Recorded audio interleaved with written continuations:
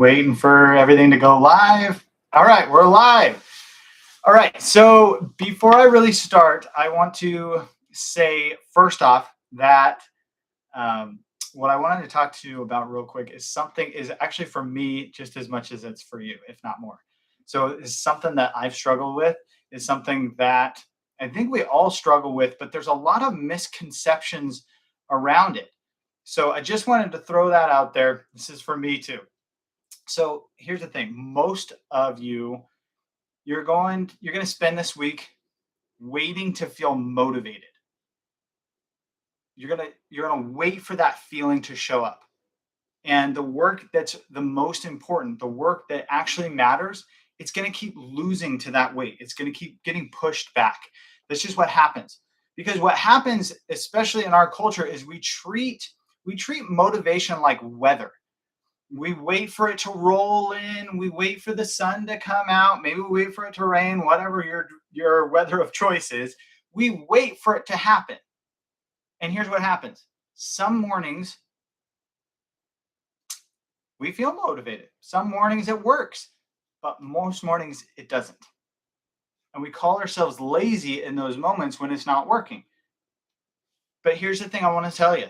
You don't lead from how you feel. You lead from your state. And your state isn't something you wait to show up, it's something that you control. Listen, my best mornings were never the ones that I woke up feeling totally ready and raring to go. They were the ones that I changed my state on purpose before my feelings got a vote, before things got in the way, before all of these things started to crowd in. I moved my body first, I exercised.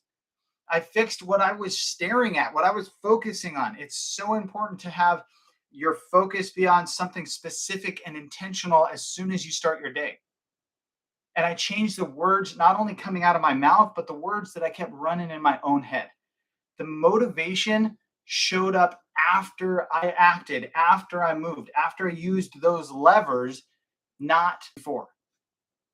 Listen, we've all been told it. It's a lie that's in our culture that you have to get motivated and then you act. That's completely backwards. Most motion has to come first. We have to have movement first. Your state follows the motion and the motivation will follow the state. You can't think your way into action. So many times we try and overthink things. We try and, well, what if I do it this way? Or what if I do it this way?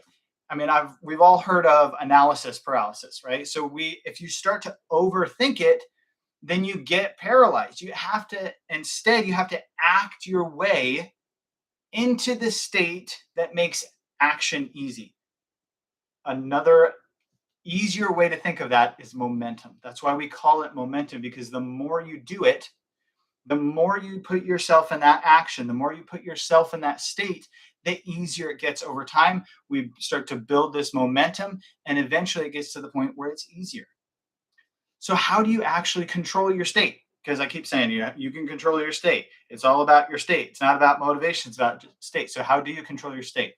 Well, a state runs basically through three levers, three things that you have control over at any minute, and any day, all the time. You have control over this. The first one is your physiology, how you use your body, whether you exercise, if you sit up straight, if you slump over. All of those are physiology. All of those are ways that you use your body. The second one is your focus, what you actively and intentionally point your attention at. That's your focus. So I'm sure you've had a situation where maybe you're talking to someone and you're in a situation, and then all of a sudden something happens. Either something really traumatic happens, or something scary, or maybe something exciting, and it just diverts your focus from what you were doing, and it completely changes your experience, right? It completely changes everything because your focus changes. So your focus is how you control your state. And the third one is your language.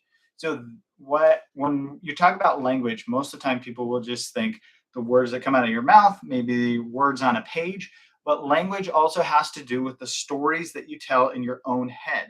If you keep telling yourself that you're behind, then that's language that's telling yourself something. So if you're slumped over, you're doom scrolling, and you're telling yourself that you're, like I said, you're constantly behind, you have created that state. That's a choice that you've made. And a lot of times people don't even realize that they've made that. So what you can do is you can change one lever and your state starts to shift. So if you start to change, if you start to move, if you sit up straight, if you start to move your body in a different way, maybe, then eventually your state will start to shift. If you change all three of this, your whole day will change.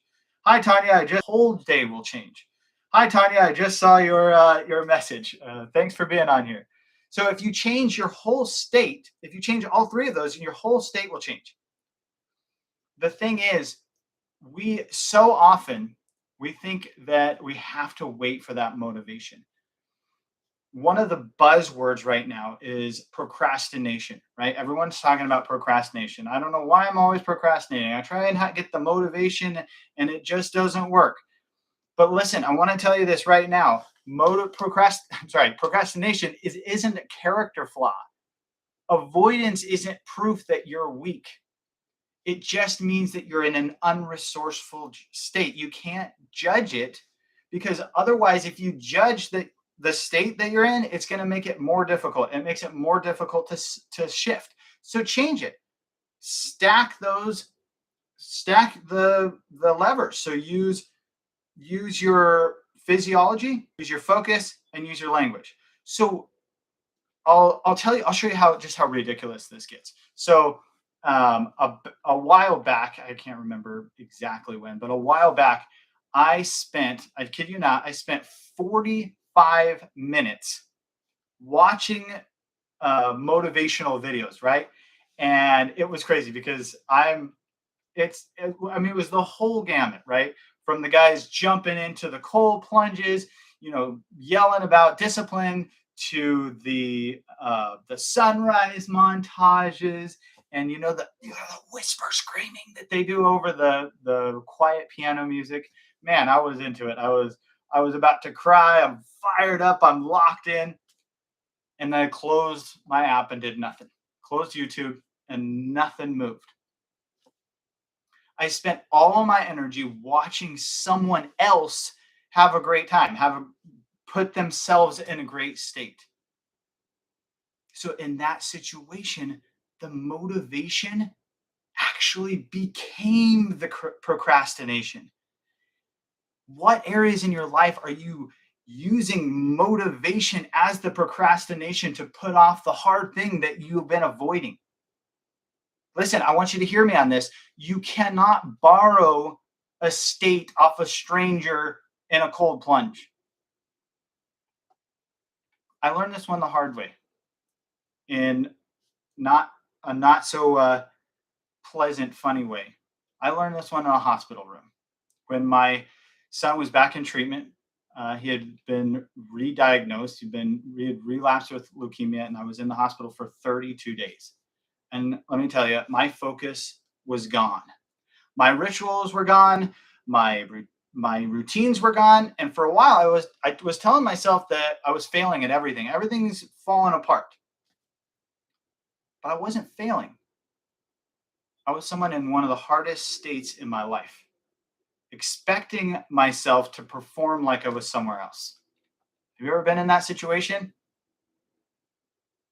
I could not, in that state, I could not summon the motivation. The motivation was not there. It was gone. So I managed my state in the ways that I knew how. I would go outside and I would go for a run. Physiology, a way to change my focus, or change my physiology, change my body. I would focus on what I could do in that moment, the things I did have control over, instead of all the things that could go wrong.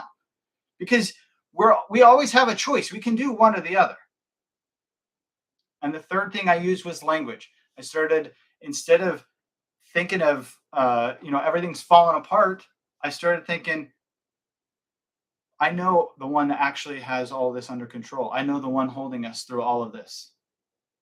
So I used physiology, I used focus, and I used language. Here's the truth. It didn't fix the situation, but it let me show up inside that situation for my son, for my family, for the client who actually needed me that afternoon. State management is State management is not, it's not a productivity hack. It's how you keep standing in some of the most difficult times in your life. So I want to ask you, what state are you actually in right now? And what could you do with your body, with your focus, and with your language in the next 60 seconds to change it? What's the one sentence about yourself you keep repeating that's keeping you stuck? You're not unmotivated. You don't have a motivation problem. You're just in a state that you haven't managed yet. So don't wait to feel like you're ready. Ready never comes.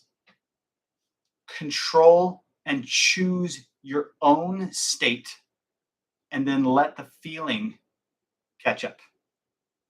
I'll see you next time.